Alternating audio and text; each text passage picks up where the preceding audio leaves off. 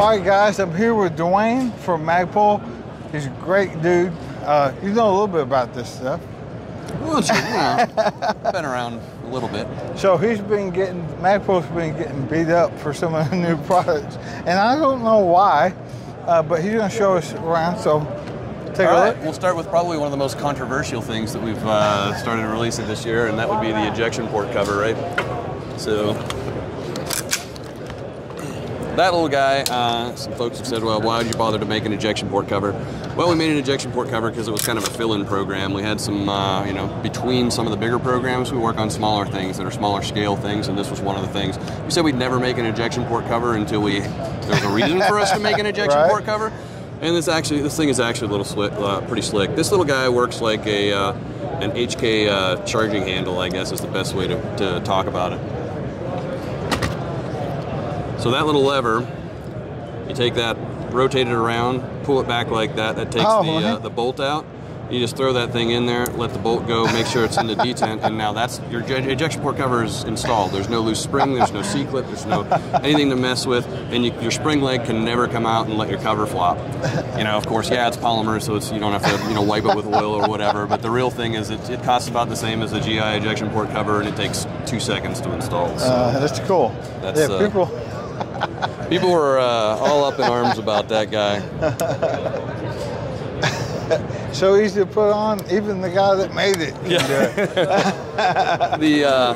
The other side of what's going on in this kiosk, this is the SLM. So basically it's the SLK stock, but even shorter. So same kind of feature set. It's got some tensioning on the tube that's built into the lever itself. Fits on all PDW stocks. That was done kind of one for a PDW option within our line, and also it's on the SIG NGSW submission and their commercial rifle as well. So that one will be out there. Cool. So after that, we can move over to the next kiosk. All right. So pan around, let everybody see what's going on here. I jump in here? Yeah. Hey, what's up? All right, so 2 things on this one. One is the STANAG capable bottom metal for the Ruger American stock. Nice. So those rifles came out with because of the receiver length, to get into the nitty-gritty details of why, right? Because of the receiver length, there's some problematic issues with feeding from an AICS pattern magazine, even when it's done properly for a 5.56 size cartridge. So they switched most of those cartridges or those rifles over to STANAG bottom metal.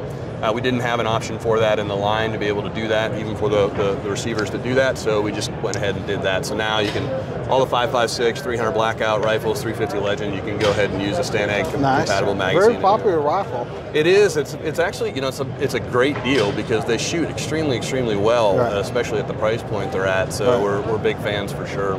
Yeah. So that one kind of flushes that out. Well, important note on that one is if you have a Ruger American in 5.56 or 300 blackout that was made before the magazine cuts were incorporated into the receiver to feed from STANAG magazines, you can't get retrofit capability with this. You need to have the little receiver that has the cuts to work with the STANAG magazine. So cool. Then the Mo bipod. So our bipod line extremely popular right now, but what we wanted to do with this one is go super light and inexpensive. This it's all molded, but they're still adjusting fit, so to tighten up the legs a little bit. But the big thing on this one is it is actually all polymer. So the entire hub as well as the legs. But we were able to do that both with our polymer and our designing for polymer in how the legs are constructed. It'll actually take more loading force than say a Harris. So we put them in a fixture, put a force gauge on it, and push on it until it breaks. And so it's actually quite stout. It weighs 8 ounces though. So you give up pan and tilt, but it weighs 8 ounces, sucks up super tight to the gun. So it's going to be a great option to throw on a hunting rifle because of the minimal weight that's added. Awesome. Saves you 3-4 ounces over a comparable bipod from us, which is still already light. Yeah, no, it's great. Anything else? Yep, we've got the next one over here.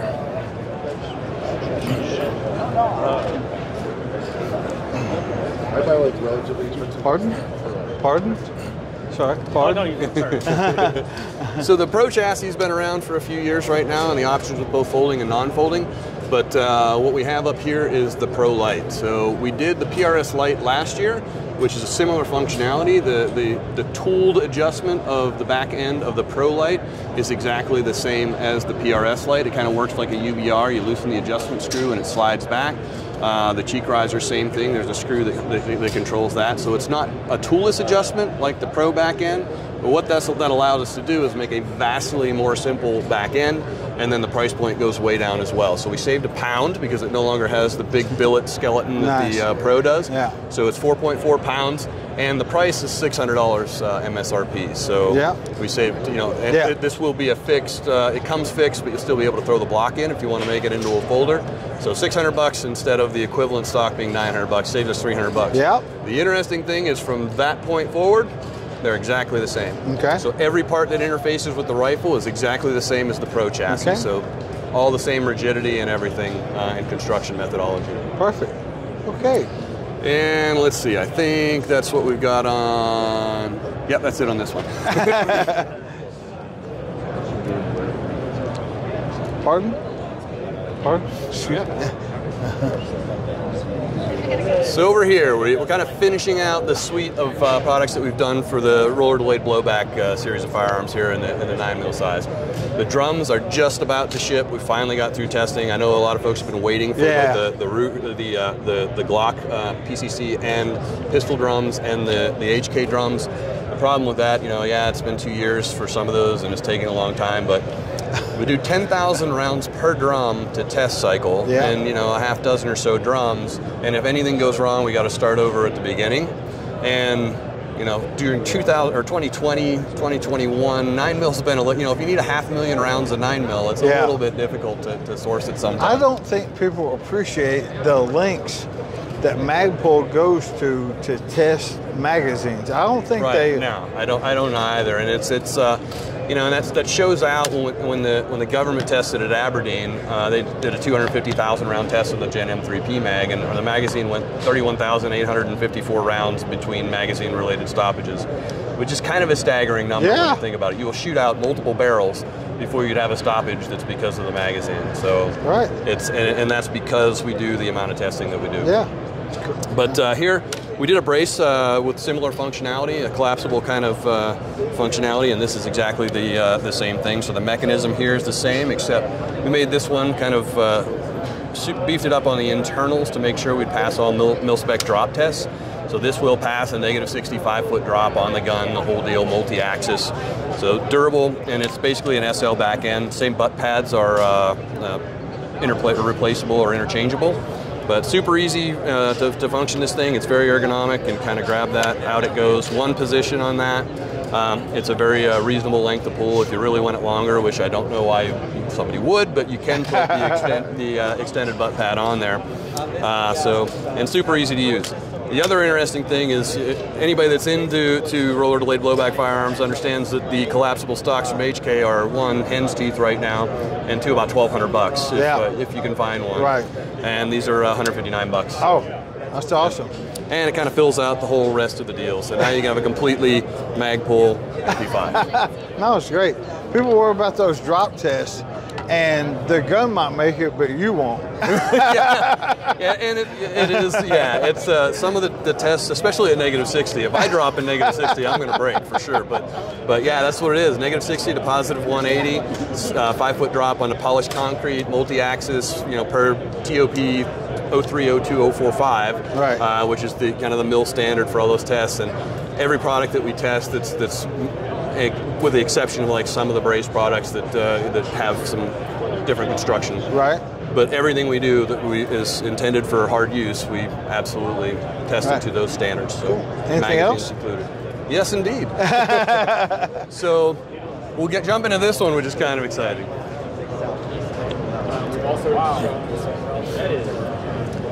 So this one is kind of a partnership. Well, it's not kind of, it is a partnership. So we've been working for about 3 years on rounds remaining technology, like the true video game stuff that you would kind of imagine from whether it's the Aliens M40A1 pulse rifle or what you see in Halo with the exact rounds remaining indicated on the firearm. And what we came up with a system we were very happy with. But we had a couple of tweaks that we wanted to do, and we ran into some IP, and we found out that there was a company out there working on a similar thing. that their IP ran into our IP, so we talked to each other, and why don't we just do this together? And so the sum of the two parts is bigger than the whole. Our magazine technology on the rounds remaining side. This is a powered solution. There will also be an unpowered solution that's powered, inductively over an antenna that's in the mag. But there's electronics in here that give you an exact indication of rounds remaining. I don't know which one's hooked up to it. Let's see. That was the other one. It was this one? Yeah. Okay. So we're talking over here, and there's a little phone scope delay. But so what you have up here, this one has kind of a gas gauge functionality set up into it. So you see in your peripheral vision, you'll see those dots kind of increase as you have the number of rounds in the magazine, and as you shoot, you'll see those decrement. So that gives you the gas gauge functionality. If you need to glance down and tell you exactly what you've got in the gun, the numbers are down there on the left. You'll see a range for what the firing solution is in there. That is what incorporates into this. I'll finish up the kind of the rounds remaining stuff here real quick, but what it'll do is it'll aggregate what you have on your body. If you have the powered magazines, it'll absolutely do it instantly. So however many magazines you have, they'll talk to the system. Oh, wow. And so it'll give you a total as well as what's in the gun. And it doesn't care, it's not accelerometer based or anything like that, none of those limitations. So if you strip rounds off of the magazine out here and put, it'll tell you that magazine now has less rounds. Oh, wow. If it's the unpowered magazines, it only tells you once they're in the gun. Right. As soon as you insert it in a gun, it adjusts for that. So true rounds remaining indication of what's going on with the gun. We've gotten the price down to a point where it won't be as ridiculous as some people think it is. It'll be actually commercially viable, which we're super excited about. Right. But the big thing is that it all integrates into the X4 FCS. And so this guy up here, final form will be a little bit more svelte, a little more lightweight. What this does, it's a mount that essentially takes whatever your low power variable optic of choice is. You put that in there, with some limitations, but you can easily change what the objective will accommodate. But what that does is, one, it displays the rounds remaining indication in here. You can put it on a discrete display on the side of the gun. This is the part That's what's doing that. Yeah, right? Yep, absolutely. So the battery power right now on 18650s is a year. So you can run the thing for a year without worrying about your batteries dying. But all this stuff happens, the magic happens up here with the display. So what's going on up there? 1, rounds remaining. 2, compass indication. 3, there's a range indication for a ballistic solution. That can be manually adjusted, and actually that's the gun that's in there, so I'm not actually adjusting here. But it can be manually adjusted, so if you don't want the rangefinder capability, you just dial up whatever your range solution is. It uses applied ballistics to give you exactly what that firing solution is for whatever ammo type you've put in. And it's also ground stabilized, so you see how it's canted off to the side because that rifle's canted. That's actually, because the phone scope limitations, it looks like the reticle's off, but now the gun's off, and the reticle's actually plumb. So what that's doing is it actually changes the calculations if you cant the gun to accommodate for the differences between now your line of sight and line of bore. So it takes that into accommodation, gives you a new solution. So you can cant the gun up to 90 degrees, press the trigger, and your ballistic solution is correct. Eventually, the technology will increase to the point where I can shoot long range. Yeah, this is kind of crazy. The other neat thing is when you use it in conjunction with this. So like the perfect example is subs and supers. So if you're shooting 300 blackout out of this thing and you've got subs in the gun, it'll give you the calculated, you tell this magazine or the gun that this magazine has subs and this has supers. And then when you put it in, it'll give you the sub ballistic solution. And you fire subs, but then, okay, I'm going to go loud. You take that out and you put this in, but it knows you have 1 sub left in the chamber, so it still gives you the subsonic ballistic computer solution. And as soon as that trigger's pressed, it then gives you the supersonic ballistic solution and switches over like that. That's crazy. So some of you guys are poo-pooing the electronics, but I remember those same guys poo-pooed red dots. Yeah. And then the neat thing that we've wanted to do, because we knew there was going to be some distrust, especially in the commercial market of that, is if everything fails completely, you still have your reticle and a low-power variable optic, and you use it like normal. Right. No, it's crazy. The rangefinder option can go on top. This is the rangefinder. I believe it's a 2-mile capability. It's a pretty crazy little powerful rangefinder. But that goes on to that. That'll be an accessory module. Crazy. And then you just basically designate the target, and it automatically puts the ballistic solution in. You don't have to dial anything in at all. Wow. And then there will also be some things that are coming. There's going to be a see-through, shoot-through thermal option that goes on the front. So basically, everything will be outlined in thermal imagery. So the pricing on this stuff is going to be surprisingly low for what it does. Right.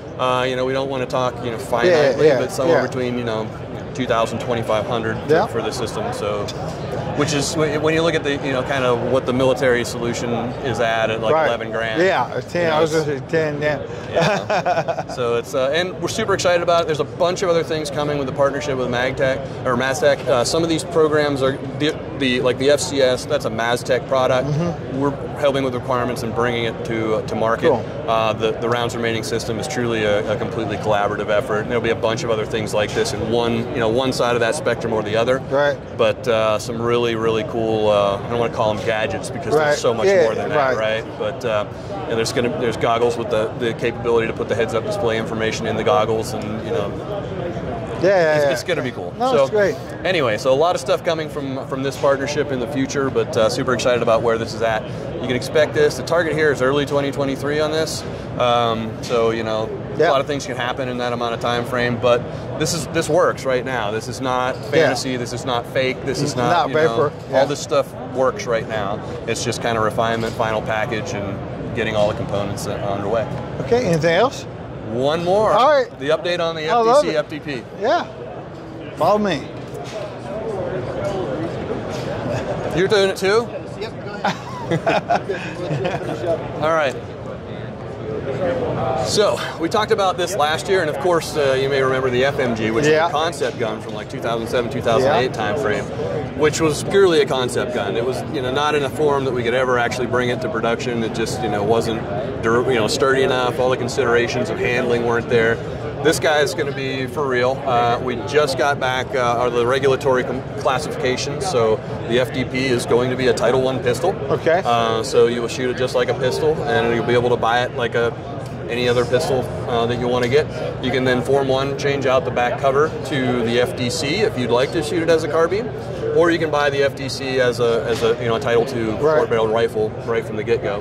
But the operating system of working with ZEV, so it's based on the ZEV Chimera, or OZ9 rather, a custom version of that firearm component, the frame itself. It's in tooling right now, so the update is that we're going to be shooting molded and machine components guns here within the next couple months. Oh wow! And so we gave us some time. We're looking at, once again, early 2023 to ship this guy, because we want to make sure that we work all the bugs testing. Yeah, there's a lot of testing and a lot more 9mm that we're going to go through. Right. But the other side of that is there's a lot of parts, you know, and a lot of molds and things. So there's going to be some tweaks, and we got aggressive with some of this stuff. These are some crazy hard parts to actually make. So. Especially when you want to make them durable and the whole deal. Have you guys ever done a video describing what it takes to make a mold? We have not. I don't think people appreciate that. No, they don't understand it's like a 12 to 16 weeks build time on even one of our more simple molds, and that's kind of what takes some time. And if you need to change it, then you know it's different. And you're not cutting it out of the materials are so abrasive that you're not cutting it out of like soft stuff. You're right. This is stuff that's painful to machine and handwork. And I think it might help. Yeah, we may have to do that at some point. But all right, so mold making is an art. So last question for you guys is: do you think that Dwayne is too old to race motocross? I strictly stick with the off-road side. I don't do the flying through the air stuff anymore, but yeah, I'm dealing with a bum shoulder because I had a crash on Sunday before I got out here, but yeah, no, not too old. All right, guys, Magpul 2022 SHOT Show.